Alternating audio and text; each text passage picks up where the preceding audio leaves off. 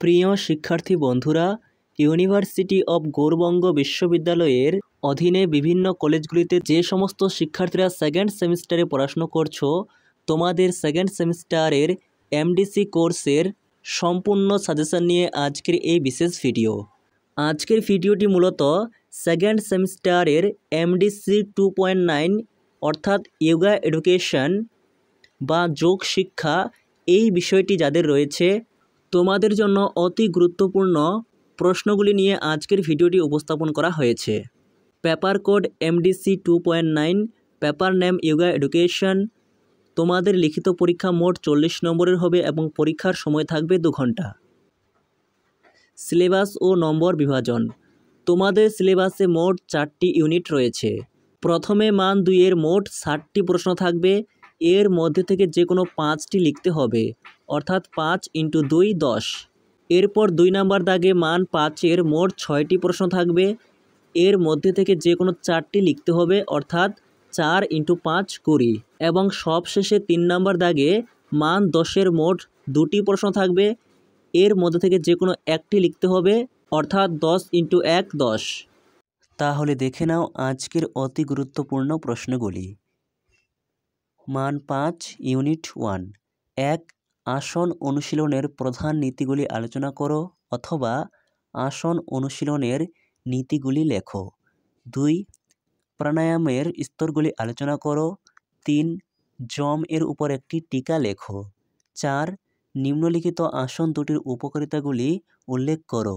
শবাসন এবং বজ্রাসন। 5 পর্বে প্রাণায়াম ও আসনের মধ্যে পার্থক্য লেখো। 6.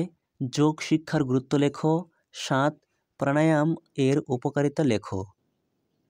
8. যোগের শ্রেণীবিভাগ লেখো। ইউনিট 1 থেকে মান 10 জন্য পড়বে 1. আসনের শ্রেণীবিভাগ সম্পর্কে আলোচনা করো।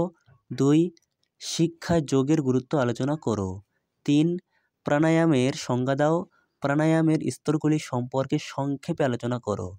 4 পর্বে আসন এর সংজ্ঞা দাও। আসন অভ্যাসের নীতিগুলি আলোচনা করো। 5. যোগের সংজ্ঞা দাও। যোগের মূল নীতিগুলি সম্পর্কে আলোচনা করো। 6 পর্বে যোগ কী, যোগের লক্ষ্য এবং উদ্দেশ্য সম্পর্কে আলোচনা করো। এরপর ইউনিট 2 মান 5। 1. যোগ এবং সাংখ্য দর্শনের মধ্যে সম্পর্ক লেখো। 2. ভারতীয় দর্শনের প্রাচীন পদ্ধতি সৎ দর্শন সম্পর্কে আলোচনা করো। 3 পর্বে লোকায়ত দর্শন কী অথবা লোকায়ত দর্শন সম্পর্কে টিকা লেখো। 4 পর্বে বৌদ্ধ দর্শনে যোগের ভূমিকা লেখো। এই ইউনিট থেকে মান 10 জন্য প্রশ্ন রাখা হয়নি। এর পরের ইউনিট 3 মান 5। 1. ভারতবর্ষে যোগের বিকাশ লাভ সম্পর্কে টিকা লেখো। 2. যোগের উৎস এবং যোগ ইতিহাস সম্পর্কে আলোচনা করো। ইউনিট 3 থেকে মান 10 জন্য পড়বে একটি ভারতবর্ষে যোগভাষ্যের বিকাশের ইতিহাস আলোচনা করো। ভিডিওতে বলা প্রশ্নগুলি তোমরা প্রয়োজনে খাতায় লিখে নাও। এরপর ইউনিট 4 মান 5। 1. শিক্ষার্থীদের জন্য যোগ শিক্ষার গুরুত্বগুলি লেখো। 2. ব্যাখ্যা করো যোগ শিক্ষা শিক্ষাবিজ্ঞানের মূল ভিত্তি।